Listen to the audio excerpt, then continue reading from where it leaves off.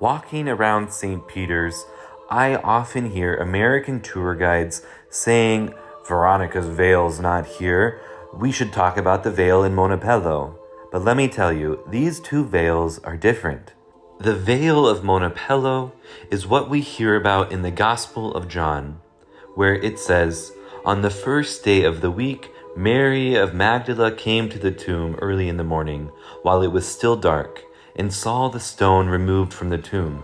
So she ran and went to Simon Peter and to the other disciple whom Jesus loved," that is, St. John, "and told them, 'They have taken the Lord from the tomb, and we don't know where they put him.' So Peter and the other disciple went out and came to the tomb. They both ran, but the other disciple ran faster than Peter and arrived at the tomb first. He bent down and saw the burial clothes there, but did not go in." St. John the Beloved knew the habits of Christ.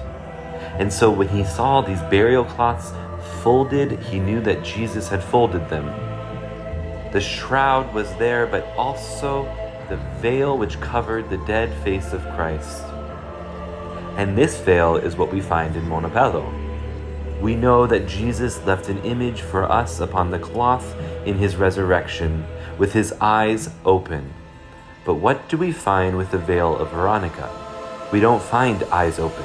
We find a man-God struggling in the passion. Eyes bloody, face torn. And that is the image we find on the veil of Veronica.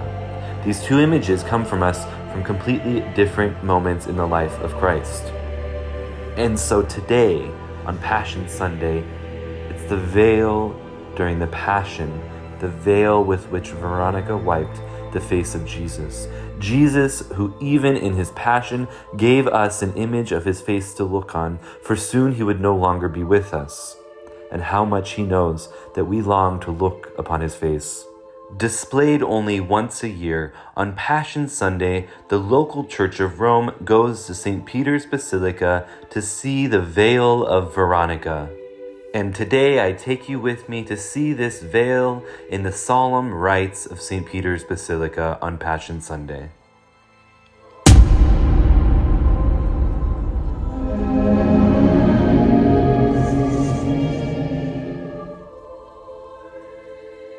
Welcome back to Crux Stationalis, the Roman Station Church network.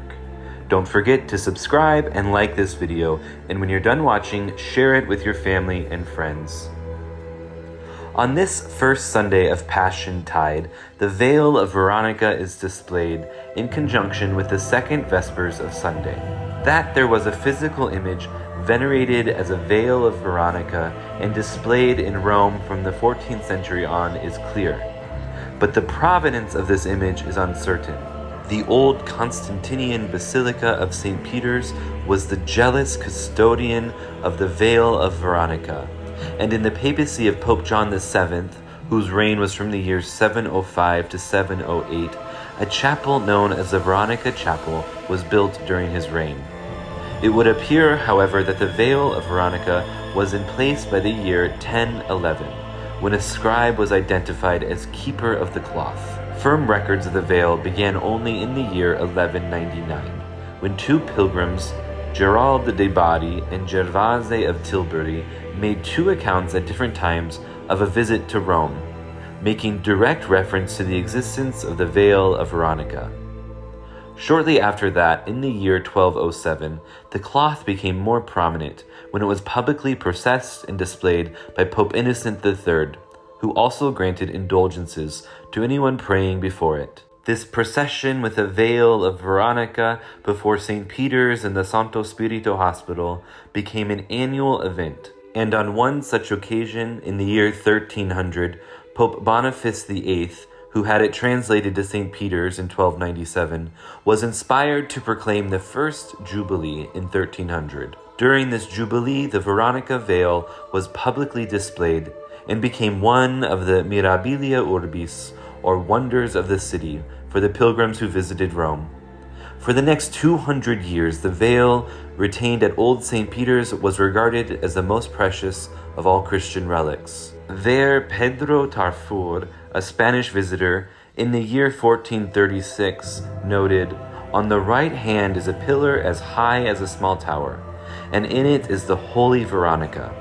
When it is to be exhibited, an opening is made in the roof of the church, and a wooden chest or cradle is let down, in which are 2 clerics, and when they have descended, the chest or cradle is drawn up, and they with the greatest reverence take out the Veronica, that is, Veronica's veil, and show it to the people, who make concourse there upon the appointed day.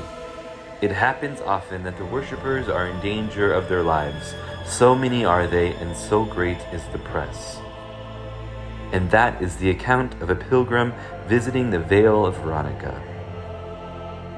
After the sack of Rome in the year 1527, some writers recorded that the veil had been destroyed. Many artists of the time created reproductions of the Veronica, again suggesting its survival, but in 1616, Pope Paul V prohibited the manufacture of further copies, unless made by a canon of St. Peter's Basilica. In 1629, Pope Urban VIII not only prohibited reproductions of the Veronica from being made, but also ordered the destruction of all existing copies. His edict declared that anyone who had access to a copy must bring it to the Vatican under penalty of excommunication. In the 17th century, the veil was found hidden in a relic chamber built by Bernini into one of the piers supporting the dome of St. Peter's. The Veronica is still displayed each year on the occasion of the 5th Sunday of Lent, Passion Sunday. In a tradition that dates back to the 17th century, just before Vespers, there is a procession in the Basilica, accompanied to the Litany of Saints. A bell rings and 3 canons of St. Peter's Basilica carry the heavy frame out on the balcony above the statue of St. Veronica holding the veil. The Romans are privileged on this day in which all images are veiled to have one last glance upon the face of Jesus.